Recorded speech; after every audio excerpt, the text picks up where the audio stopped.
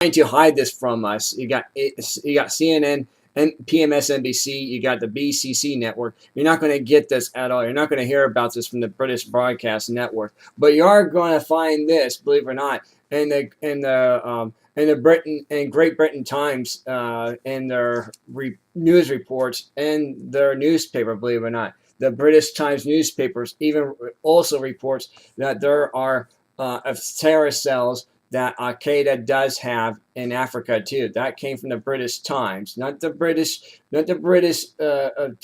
television, but the British newspapers also reported this too as well. Is that what you're hearing too as well, Brandy? Yes, it is almost as if it's in the mainstream media, and everything has gone so liberal that it's almost become acceptable, right, to have these camps. But they're going to kill us. right. And at the end of the day, when this all explodes in our face, how many bodies are we going to pick up? And Yeah. I don't understand why the United States are not actually stepping in and stopping this, because right now, what we know of that is in the mainstream media is there's 10 camps in Africa, Right. training terrorists to come and kill us. And not just us, you guys, and the people Christians, in Europe. This is an international threat. Right. But it's like it's a breeding ground for these terrorists to come over and take you out. Right. Well, guess what? We had a prayer breakfast, a national prayer breakfast in D.C.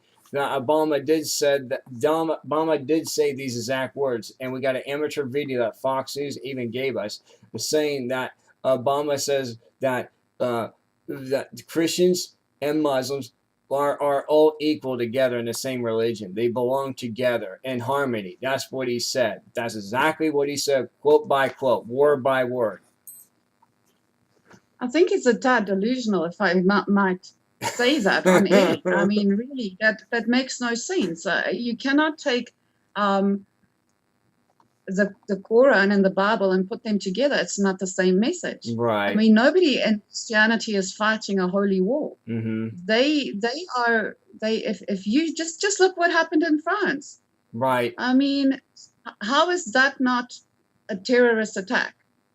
Workplace violence, as they call it. They call it workplace violence here in the United States. Actually, they declared it as workplace violence. Just like what we happened in Fort Hood over here too, as well. We had a guy who was saying Allah Akbar, and guess what? Yeah, he was going in actually doing a terrorism. You know, he murdered 5 people who were in Fort Hood. That was 2 years ago, and very little reporting about that. Just like our ambassador from Benghazi too, as well. He was murdered, but they don't declare that workplace violence again. And now here we are again. There's with you got terrorist cells going on in Africa. You already had the French already had their a terrorist attack. When is Africa going to get yours? Because you got terrorist camps going on right now. Good question.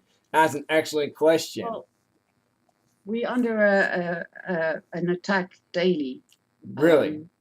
It's just under a different banner, and it really is. It's terrible. If you just look at our murder rate, 50 people a day are murdered in South Africa alone, and that's just a small end of Africa. It's the size of Texas, so a little bit bigger than Texas. So 50 people a day are being murdered violently.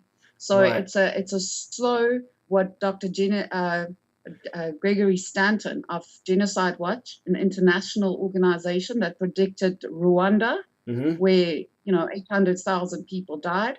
The same man is predicting a genocide in South Africa, and we are already on a level 6 of the scale of genocide out of 8. So I don't understand why the world cannot look at this international, professional, and just realize that there's a problem here. People are being murdered daily, and it's a matter of time where this whole thing is going to explode. And I don't know who's going to come and pick up the pieces, but there's going to be a genocide. Our entire power grid is going to literally fail, and your US embassies in South Africa already have an evacuation plan, and that is in the news. Go and Google it. It is in the news, in the mainstream media, when our power grid fails, because we have load shedding every single day. Our power just goes out for hours at a time because they cannot cope with the electricity demand. They're saying that our electricity is going out for up to 2 weeks. The president will then, according to the article, be taken away by the security police to a place of safety. And what about us people on the ground? Because there's going to be looting. Our emergency services are going to come to a complete and grinding halt. And there's going to be murder and mayhem in South Africa.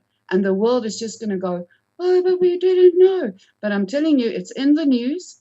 And these camps, we never know what is going to happen. If the entire country just goes dead for 2 weeks, can you imagine?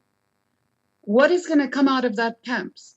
What is going to happen to us? It is a ticking time bomb. And I just want the world to actually look at South Africa and see whatever's happening here, it's a blueprint to what's coming there.